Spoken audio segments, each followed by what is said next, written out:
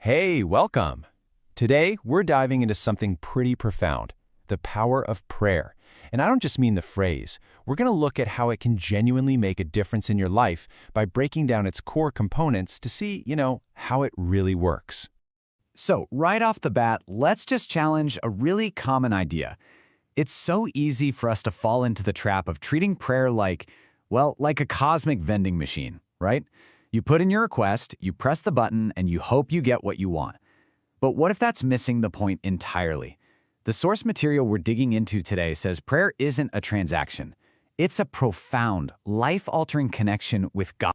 Okay, so to really get a handle and not connection, we kind of have to redefine what prayer actually is, because it is so much more than just a laundry list of wants. Our source breaks it down into three really distinct, powerful dimensions that honestly cover the whole spectrum of what it means to be human. And this is where it gets really interesting. Prayer isn't just one thing. Sometimes it's a cry. It's that raw, honest place for our hurt when we desperately need help. Other times it's a conversation, the back and forth that builds a real relationship.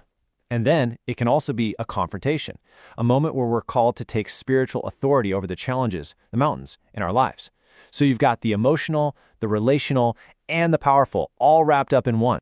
Building on that idea, a famous passage in the Bible gives us three actions: ask, seek, and knock.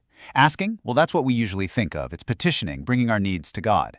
But then there's seeking, and that's totally different. That's about pressing in and just soaking in God's presence. It's focusing on the relationship itself, not the requests. And finally, knocking. This is about intercession, standing in the gap and praying for other people. And the whole point here is that a really complete prayer life has a healthy balance of all three. So when we start to engage in prayer this way, as a cry, a conversation, a confrontation, as asking, seeking, and knocking, it starts to build these four foundational pillars in our lives. And these aren't just, abstract concepts. They are tangible benefits that can completely reshape our reality. The first pillar is reward. But wait, it is not what you think. See, the ultimate reward of prayer isn't getting the thing you asked for. The source makes it really clear that the exceedingly great reward is God's presence itself. That connection, that's the prize. And it's a reward you get every single time you pray, no matter what the outcome is. Second, prayer brings revival. Now, this isn't about some big tent meeting or a church event. This is personal. It's the process where prayer transforms us from the inside out. There's a great line in the source that says, "He changes me before he changes my circumstances." And that's what this is. Prayer reignites our spiritual life. It changes our perspective, and it builds our inner strength. The third pillar is release. Let's be honest, life is full of struggles. And the source points out that while prayer doesn't always just magically remove the problem, it does provide this crucial release. God sends strength right into the middle of the battle. Prayer is the place where you can let go of the pain, the disappointment, the hurt, and in return, you get renewed strength to just keep going. And finally, we have the fourth pillar, results. Because while prayer is absolutely about more than just getting things, it also leads to tangible, divine results in the physical world. I mean, think about it. The source we're looking at notes that the Bible records around 650 prayers, and we see 450 distinct answers to those prayers. Prayer is, as one person put it, our earthly license for heavenly interference. And if you want a powerful example of results, you just have to look at the story of Don Piper, January 18th, 1989. He's in this catastrophic car crash, declared dead right there on the scene. For 90 minutes, nothing. He's gone. But then, a passing pastor felt this overwhelming urge to climb into the wreckage and pray for him. And you won't believe it, but after that prayer, the paramedics found a faint pulse. Today, after dozens of surgeries, Don Piper is alive, a walking, talking testament to the tangible power of prayer. Just incredible. Of course, we can't talk about all the good stuff without addressing the hardest part, can we? What happens when it feels like our prayers just hit the ceiling, when heaven seems silent? The source material tackles this head-on, and it acknowledges that feeling disappointment is a real and valid part of the journey. So how are we supposed to make sense of that? Well, here's a simple but really profound framework to help us understand. Sometimes the answer from God is no, because maybe the request is just wrong for us. Sometimes the answer is slow, because the timing isn't right yet. Other times, the answer is actually grow, because maybe we need to develop and mature first. And then, when everything aligns, the answer is go.